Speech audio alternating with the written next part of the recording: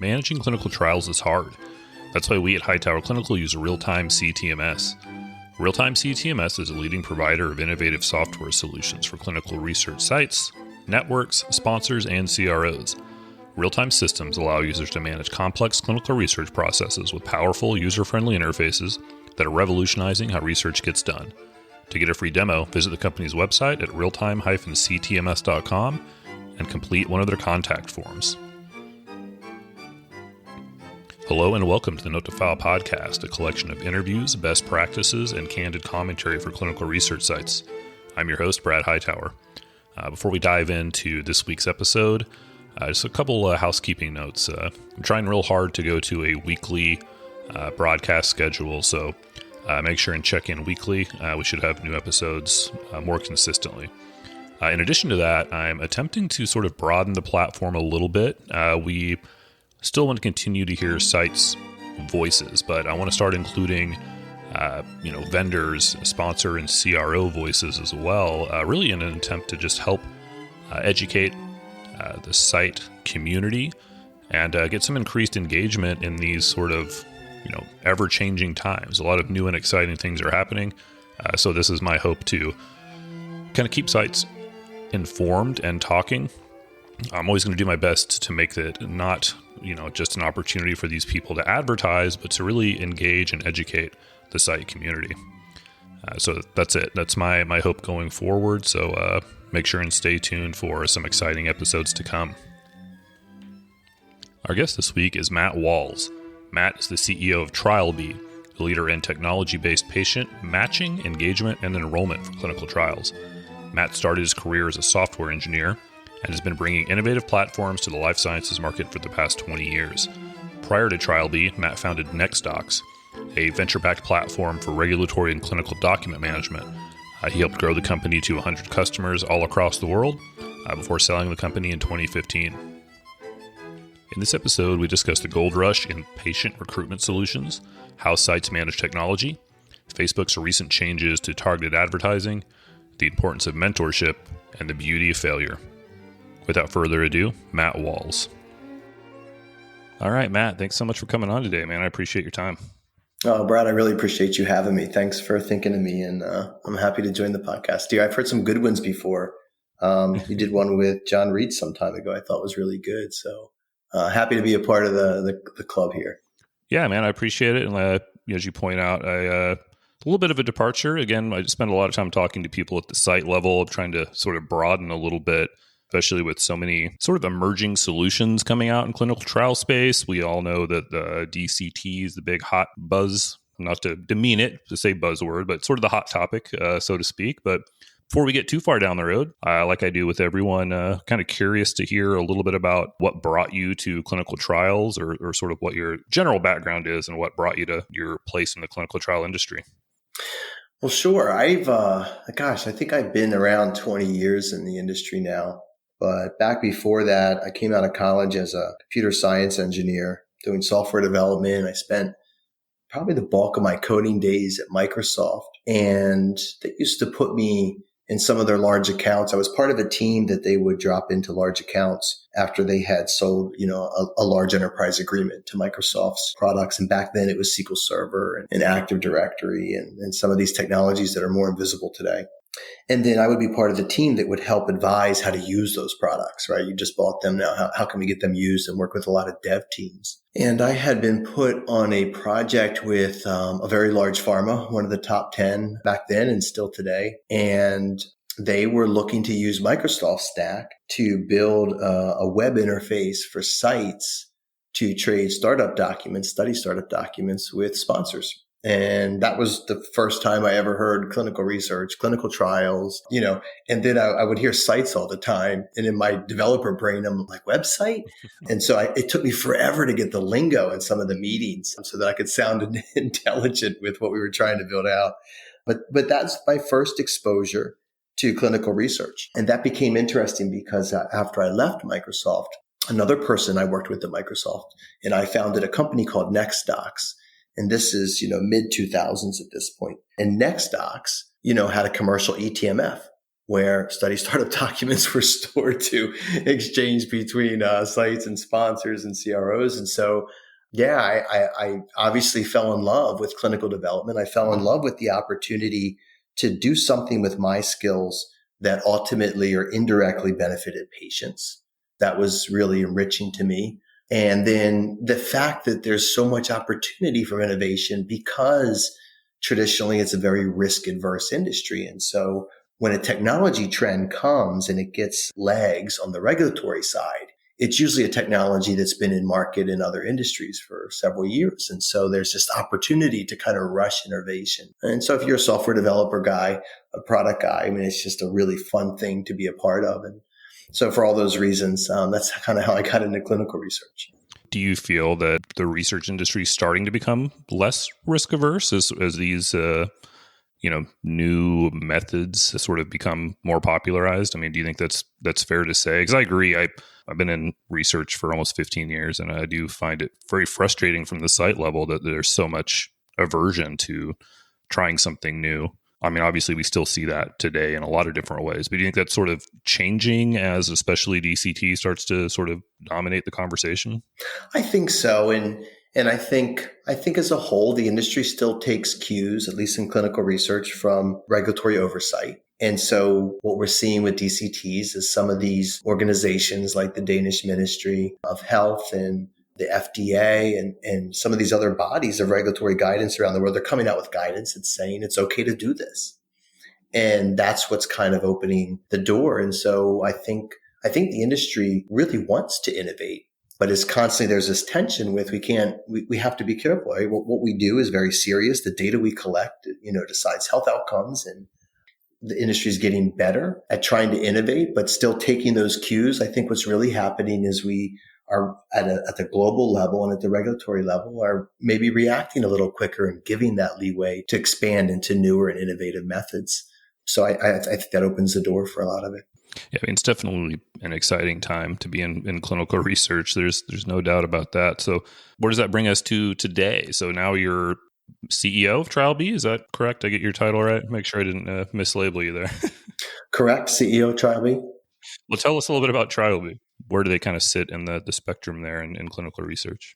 Sure. Well, Trialbee does patient recruitment and enrollment, and that can mean different things. So there's some tools or companies that help identify and enroll patients that are inside of an existing known healthcare organization that help the site, bring their own patients forward into trials. And then there's companies that do central or supplemental recruitment to that. So we sit in that central or supplemental category.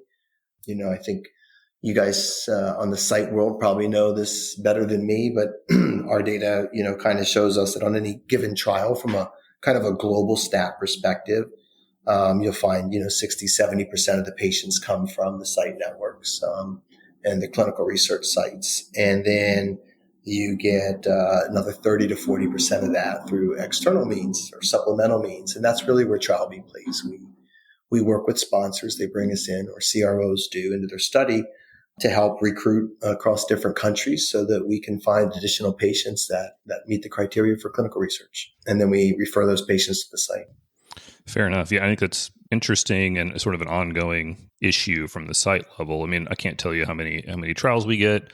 Looks great. We're going to have a whole bunch of patients. You get in, there's a couple of exclusion criteria that you're like, well, hell, I didn't foresee that being such a problem.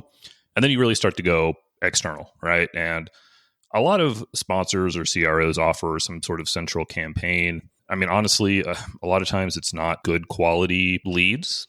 I mean, you throw that in with the sort of problem that a lot of sites don't manage leads very well. Your coordinator who is just trying to, plug away at keeping data entered or keeping up with the patients they have aren't always doing a good job of following up and converting on leads that come in. I guess what's your guys' method look like as far as do you communicate directly with sites? Is this stuff that runs straight through the sponsor or CRO, or sort of how does that work? Yeah, and before I get started on that, I would also add to your list just the technology factor of what sites have to use for how many technologies they log in and out of every day, and keeping up with the different referral systems from companies like Trialbee, I think is also a barrier. What we're trying to do at Trialbee is build a SaaS platform It does a few things. So let's leave apart for a second how we find patients, because I can talk about that as well. But we're trying to bring a platform into the market. We call it Trialbee Honey, and we launched this platform last year to give a common patient onboarding experience, a common site experience, and I'll talk more about that in a minute, where we're trying to go there, because it's actually lack of experience, right? So trying to remove the technology barrier from sites having to go into it, and a sponsor experience, so that all the patients can go through, one onboarding process through SaaS-based products that are really focused on ease of use and usability, and have telehealth and some of these other communication techniques like through SMS messaging, and then allow sponsors to log in and see rich analytics about how the study's recruiting by country, right? Because we do a lot of global studies. And so this platform, we think, is really the differentiator for the company. And in particular, the ability to look at the analytics in the platform, because they can tell you a lot if you have all your patients going through a common onboarding process. For instance, you can see where patients are coming from and what methods of finding them are most effective for a given study in a given country at a given point in time. You can also, so that can help you make spend decisions on where you put your marketing dollars for recruitment. It can help you identify on your pre-screener what questions are having the highest disqualification rate for those patients. And look at that question. Is it a problem potentially with the inclusion-exclusion criteria? Is it too restrictive? Or is the way the question's being asked not at the right education level, or maybe it's too scientific or it's too confusing? We can look at page abandonment on that. So, when the patient, if we see a lot of people are answering the first 3 questions and they're leaving the web page, well, what does that tell you about question 4? It's either confusing, or the patient automatically thinks it's going to disqualify them based on how they answer it. And so we can drive these analytics and try and make better decisions around these pre-screeners. We also have every patient talk to a nurse. So we have a global nursing staff. They get trained on every protocol we recruit. And so when a patient's coming through the process after they fill out their questionnaire, which we call pre-screener, then they speak to a nurse over a telehealth visit. And that nurse further qualifies them for the study. So sometimes you'll take some complicated questions and you'll have the nurse ask them instead of having them on a web page. And then when we go to the site, that we can see which sites are really interested in this kind of help for their recruitment, and maybe which ones aren't or aren't as effective at utilizing it. So what we call site follow-up time, and see how quickly sites are able to follow up with the referrals. And so that's a big dropout point for patients, because if they're not being contacted quickly, they'll lose interest or potentially go to a competitive study if they're really seeking, experimental therapy for their disease state. And all these things can help a sponsor or a CRO be more effective in identifying more patients who want to participate and better qualifying those patients, and then making sure they have an optimal path to being onboarded into research. So do you guys work directly with sites at all, or is it just still primarily sponsor CRO engagement? I know this is sort of an interesting thing to me that, again, coming from the site level, I feel like there's a lot of instances where sites want to sort of call the shots or work with vendors that they know and trust to do a good job. But, it's not lost on me that the money's with the CROs and sponsors, right? I mean, that's where the spend can really come from. But I think there's probably a lot of sites and bigger site networks who are looking for solutions like this. Is that something you guys offer at all, or is it still pretty much sponsor CRO facing? It's something we're starting to explore right now. That's a really good question. And so you started out with, do we interact with sites a lot today? And we do at our project team level. And so we have project coordinators on our side that will work with the site if we're trying to follow up on, is anything confusing about the technology? If we see a site struggling to update records or struggling to take referrals, the first thing we want to do is make sure that they're doing okay with the technology. So we have a team that gets to know the sites that are part of the study and interacts with them in that way. But we're also cognizant that we're one of many, right? And we don't want to be overbearing on that. So when we talk about, the second question you asked was, are we looking at this platform for sites to potentially benefit from? Sure. And I mean, they benefit from it today, but to potentially use for their own purposes. And we've talked to a few large site networks to start. We're looking at the integration between the referrals of patients that we send through our platform and the existing technology the sites might already be using, for instance, the CTMS system, and asking ourselves questions like, is there a way we can just insert a patient into an existing work stream so that the site doesn't have yet another technology to log in? And so back to my original statement, that's the site list point part of my comment I made. The site experience, should they have one, is there a way we can be helpful, or is any experience just not helpful to a site and they'd rather us integrate with existing platforms they utilize? And so we started to talk to some of the site CTMS side of the equation too about integrations there. And I think, although we don't sell this platform directly to sites today, one of the things we're looking at for this year is to do some pilots where a site or site network or research organization is willing to be a part of trying something new where maybe there's integration with a CTMS that they have. And we might do a few of those just to learn from it. We're a big product shop. And so we like to learn a lot about the product before we kind of put it into mainstream. And I think this is an area we're keenly interested in, because when you look at what Trialbee does, a lot of our success comes down to site pull through on the patients we refer. And that needs to be as frictionless as possible. Yeah. And I think that's what's interesting to me too, is that, I mean, for as far as I can tell, for right now, I mean, participants are enrolled at sites overwhelmingly. I mean, we see that, siteless trials or more sort of direct patient is, maybe picking up some steam, but for the overwhelming majority of trials, I mean, participants are enrolled at sites or with the involvement of sites very heavily. So yeah, it's interesting to me that sometimes we don't see as much conversation with the sites. I mean, it sounds like you guys are doing your due diligence, you're engaging with the sites that you work with. I love that. And I think that, sites mean well, but they don't always have the, I mean, it's different. Engaging and building trust with a patient on the front end is different than maybe a different skill set than a research nurse who has great clinical skills, right? Yeah, and, that's right.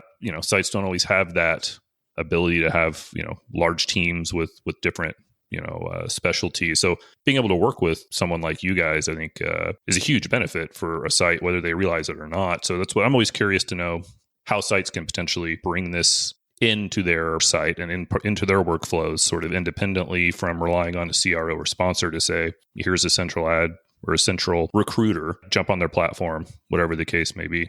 I'm especially interested to hear about integration into CTMS, which is, to me, like just an extra on top. I mean, it's one thing, sites can't operate without patients in the door. So just that alone is a huge benefit. But then to get that extra step of integration it's almost too good to be true, honestly. I don't know if I believe it yet. Well, I'll tell you what, come back and let's do this again in a year from now, and we'll see where we're at with that. I think it's a large opportunity. There's a big rush. It's a gold rush to innovation on data collection right now, and studies and newer modalities. And, we have a newer innovation for recruitment and enrollment. So there's just this big gold rush, and it's just going to result in a lot more tools. And I think sometimes we need to think about that holistically. And one of the things I tell the team a lot is, hey, Site's not just working with Trialbee. They're working with, say, 4 other referral sources of patients with 4 other different technologies, okay? And that's just on this study. Right. That site's also running how many other studies that each have their own different 5 technologies just for receiving patients. And then we're just one piece of that equation. And so how do we think about that holistically, I think is really important from an overall design perspective. We believe there's tons of opportunity for trials to start on time by enrolling patients on time. And the question we ask ourselves constantly is what software or integration can we bring to the table that helps achieve that? And I think as long as we keep our eye on that, will lead to a place that feels more natural from a holistic perspective of consuming external patients. That's what we're trying to get to. That's the goal. But as you know, there's a lot of lessons we're going to learn along the way. So I think if we did this a year from now, it'd be interesting to see how the learnings went as we go through 2022. But it's something we're keenly focused on learning more about this year. Yeah, no, I mean, I love that. And even, there's so many changes happening right now. And maybe it may have been you. I saw that changes with Facebook advertising. That's right. And things like this happening. How do you guys engage with potential patients? And, on top of that, I mean, do you see, I know Facebook advertising is great for us as a site. It's very simple. It's fairly inexpensive. The return on investment is pretty good just from a site level. Do you see that sort of changing the game significantly in any way, especially maybe at the site level? You mean the changes that Facebook is making? Correct. It'll be interesting to see. So what Facebook is doing, and it just went into effect this week, is you can no longer target advertising based on certain sensitive interest categories. So you used to be able to say, hey, if someone expressed an interest in cancer, breast cancer, for example, which Facebook knows because they're watching what content people interact with, I want to put this ad in front of that person. And so health data like that is one of the interest categories that Facebook's pulling back from. The other ones I think are religion, gender preference, and there was another one in there. So I think what they're doing is ultimately, it's good, right? Nobody likes the big brother feeling. We've all had that ad show up in front of us that gave us a little bit of a cringe, like, wow, that's really weird that I was in my map searching for a dealership and now on my browser, on my laptop, I'm getting an ad for the type of car that right. dealership sold. And so we've all had that experience. So I think there's this socially responsible component to digital advertising that the world's, starting to realize. Facebook has so much data on so many people. So they have to kind of step up and start leading. And I think this is a good step on that. The challenge is, so at Trialbee, we don't really use that targeting metric because we have a different approach for how we build what we call audiences that we put ads in front of. We use Facebook. In fact, probably, 40 to 50% of the patients that end up randomized that we recruit through our methods generally come from a Facebook audience.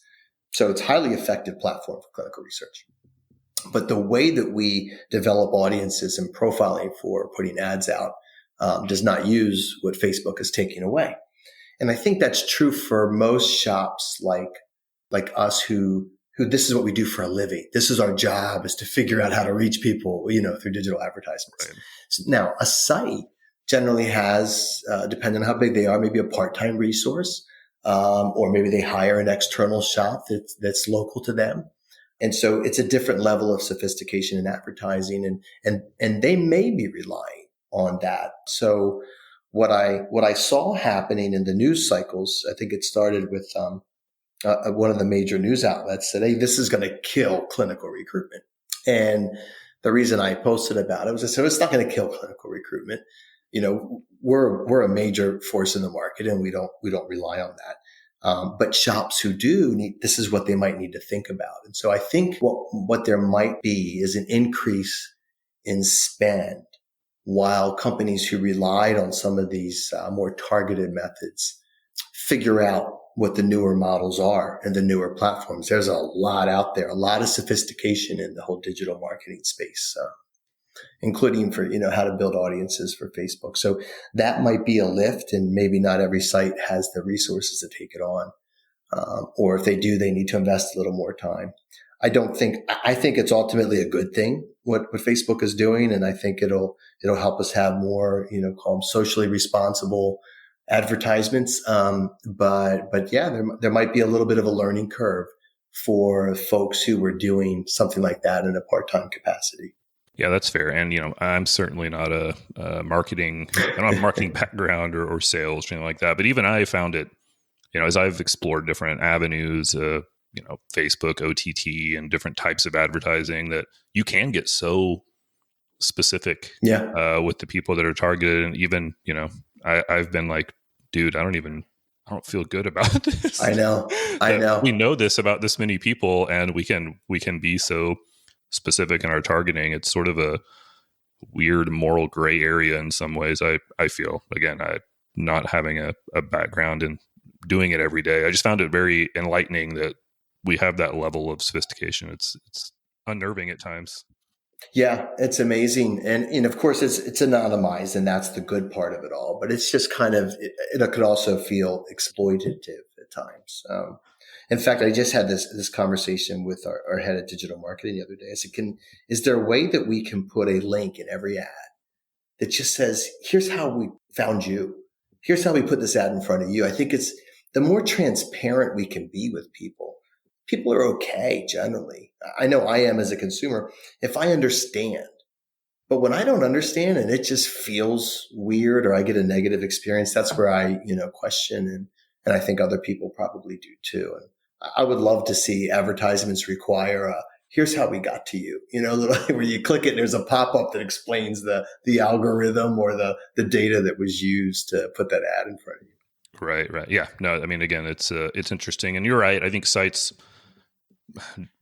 probably in general lack a level of sophistication that this may not affect them so much. I mean, I know that for me, again, not far from a genius when it comes to these things, but if I'm looking for migraine patients, I'm going to go look to see what the demographics of your normal migraine patient are. It's a female within a certain age. You may not need to go much deeper than that, right? That's right. You're going to have a pretty broad, maybe a broad spread and maybe more leads than you want that won't convert. But ultimately at a site, your return's still pretty good. If you can enroll one patient. Yeah, it's a great return, and it's a clear, massive force in digital advertising for patient recruitment. Facebook is, and that's not going to go away. Sure. Even if they take away this little trick or that little trick.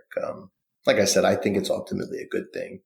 We're doing a new test and learn thing these days, where we're starting to use third-party platforms where you can try an ad out, and it'll reach thousands of properties. And so we'll use the demographic information to develop the profile, right?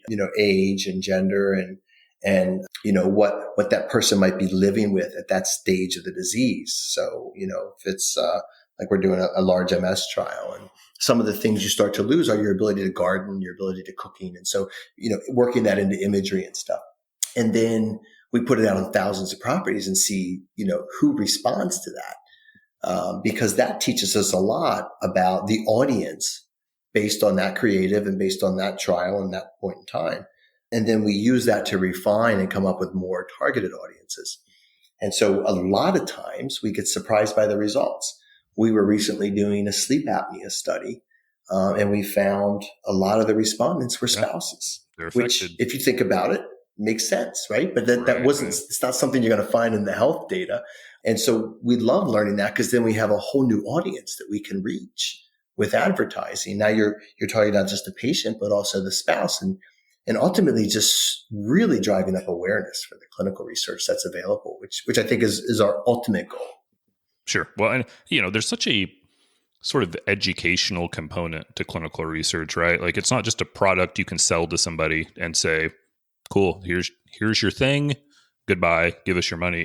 You have to really bring people along for the ride, so to speak. Yeah. I think that tends to involve a lot of sort of educational investment up front when you're engaging with people. So I do think it's a great example. I think, and even we see at sites that you start to see these patterns or things that you wouldn't have maybe thought of just by sort of paying attention to who's responding to what and the different, maybe unforeseen relationships that sort of emerge as you begin to sort of market or, advertise your trial in some way. So no, I think that's an awesome insight. Maybe again, not necessarily huge, breakthrough, but again, I love the sort of nuance in that though. That's right. But you wouldn't have reached those patients before potentially. And so now you've just expanded who knows about the research. Exactly. And that can make all the difference in the world with the trial, because even if you're talking 1 to 2 extra patients a site, and that's 100 sites, 200 sites, that's a big difference right there. It adds up quick. Yeah. I mean, ultimately, in terms of this side of patient recruitment, I think it's an awareness issue. Are you letting people who can best benefit know about the treatment that's available? That is the fundamental thing. And I think that the more awareness we can drive, the more results we'll see. We'll see that more in diversity. We'll see that more show up in numbers of randomizations, but it's all about awareness. I don't disagree. I'm going to shift gears a little bit. Something else I like to ask guests, especially as we try to sort of provide some value to the site community, really the whole research industry. But what are some maybe tools or resources you use in your job that kind of help you be the best you can be? It doesn't have to be research related, whether it can be a book, can be a piece of software, can be whatever you want to kind of shout out. But what's something you'd share with the audience that you find indispensable? Tools that make me more effective. Well, that I have a few different things I rely on quite heavily. The first is I always work to identify someone who can mentor me. So when I came to Trialbee, this is my first CEO job, and it's not lost on me that a lot of engineers don't end up CEOs, right? And so there's probably a good reason for that, and I don't want to contribute to shutting that field out for other engineers. And so I lined up with a really strong mentor, seasoned CEO, had been CEO of a number of companies in life sciences, now works on boards and is chairman for a few boards. And I put myself out there and said, would you mind mentoring me? And, here's the thing I've learned in my life. I'm at an older age now where I love helping people. If someone asks me to mentor them, I'm happy to. So it takes away some of that anxiety about asking for help, I think. And so I meet with that person, on a regular basis, and I tell them my problems, and they tell me where they had similar problems and how they might have overcome them. And I learn a ton. So highly recommend a mentor. And I've had them at different points in my life for different reasons. But and I do the same thing on the personal side. I have a older gentleman I meet every Saturday, and we take a walk in the park, and he's just lived a long life, and he's raised a family and just gives me solid advice all the time. And so I can't say enough about finding a mentor for someone who is maybe been where you've been and they've moved on and you admire the work they did. That's one. I'm horrible at reading, but I try really hard. And so I always try to have a book or two that I'm reading at a time. And so I've had to build a routine for myself, actually, where what I do is I set aside 40 minutes a night. I do some prayer and meditation, and then I read just 1 or 2 pages of a book or chapter of a book, and I'll do another one. So if I have 2 books going, then I'll read 2 pages out of one, 2 pages out. Like, I really try to streamline it down so it's not overtaxing, because I'm terrible to pay attention to one thing too long. And I learn a lot from books. I love frameworks. And so whenever I can pick up a framework to apply to a problem, it's so much better than me trying to figure it out myself. And so whatever problem I might be dealing with, or I might be facing or challenge or trying to overcome, I'll look for a book that talks about a framework and pick it up and start reading that. So that's my second trick. And then my third is, I have learned the majority of what I learned in my career from failures. I've learned extremely little from success, right? It's all come from the scars that I carry.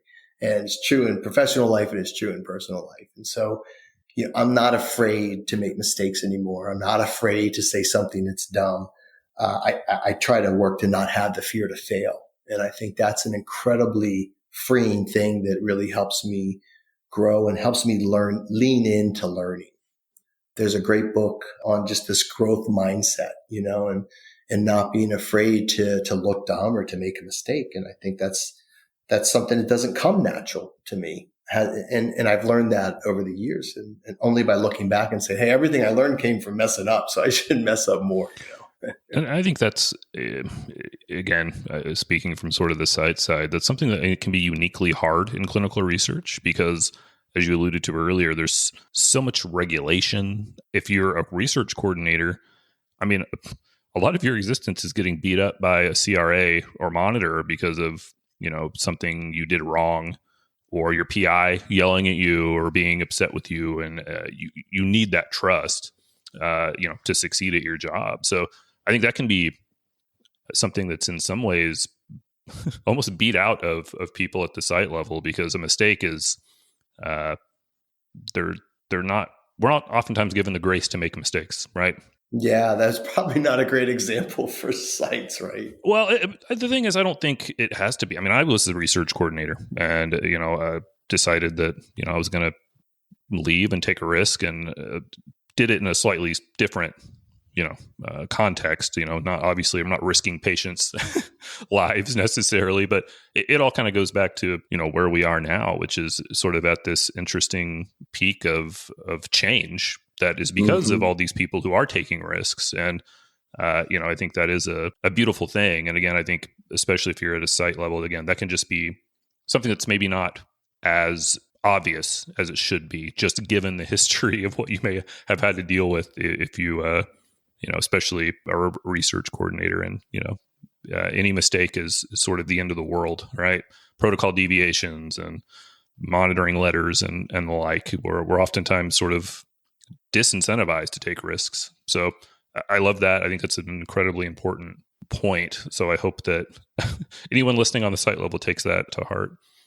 And even to go back to mentorship, I think it, again, is very specifically important in what we do, where oftentimes it's easy to feel like you live on an island in clinical research. I mean, I still see it now where vendors, CROs and sponsors and sites are all sort of having different conversations and aren't really, it's not as collaborative as you would like it to be, or at least, from my perspective. So because the industry is sort of so disjointed, being able to go find mentors so you can sort of, have someone else's experiences to fall back on, because it takes a long time to see everything and to get the perspective that's required, I think, to really change the system. It's a long process, but if you've got somebody to help guide you along the way, or sort of tap into their experiences, that's huge. And again, even in your personal life, I love that. I'm an introvert, so I've sometimes found those things difficult to reach out and make happen. But I think, again, that's a beautiful point. I like that. It is. It is hard. It's hard to ask for help. I tend to lean on the introverted side as well, even though I do a lot of talking and writing. And as always, even my age, I'm in my 40s, and you could argue that I've done well with my career. I still get awkward, I still get awkward talking to people. I still get awkward when I walk into a crowded room, and I look for an opening at a table so I can just kind of blend in. I mean, I still have all that about me. But I think it just comes with kind of letting go of the fear. We dropped my daughter off to her dorm. First time. She's been in college for a couple of years, but it was a commuter college, and she transferred to one with a dorm. And I dropped her off there last night, and her personality is a lot like mine in some ways. And I could just, I know the anxiety of that. And I said to her, just put yourself out there. Everybody who knows you loves you. So just put yourself out there. You're not going to go wrong doing that. I wish someone had mentored me and given me that advice. Not that she listens to me, because she probably won't, but that's the type of advice we need to hear sometimes, because, it's hard to overcome we're our own worst enemies in a lot of ways. Yeah, no, I could not agree more. I wish it's something I had done at a younger age, put myself out there more, because it comes back to you. It does. And look, to go back to something else you said, you can't be afraid to fail. You got to be willing to look stupid before you can become the master, right? I mean, that's sort of the not so obvious secret sometimes. But all right, Matt, where can people find you online? Where can they reach out to you? I'm pretty easy, because I only do one social media platform. It's LinkedIn. I'm Matt Walz, MattWalz. And so that's where you can find me and connect with me. And I love meeting new people in the industry. And I try to put out content at least once a week that I think is interesting to people who I connected with. And that's it. If you ever have a need for central recruitment, feel free to reach out for that as well. But doesn't have to be. I just like getting to know people in the industry. All right, I love it. I'll put your contact info in our show notes. And anything else before we go? No, Brad, I really appreciate you having me on. I think you've got a great style. I think it's really easy to talk to you. I can see why you do well at this, and I love it that you have a passion to do something like this and help provide useful information to others. So I'm glad to be a part of it, and thanks a lot. All right. Thanks, man. As always, thanks so much for listening. Please check out notetofilepodcast.com for episode transcripts, show notes, and contact information for our guests. Thanks again.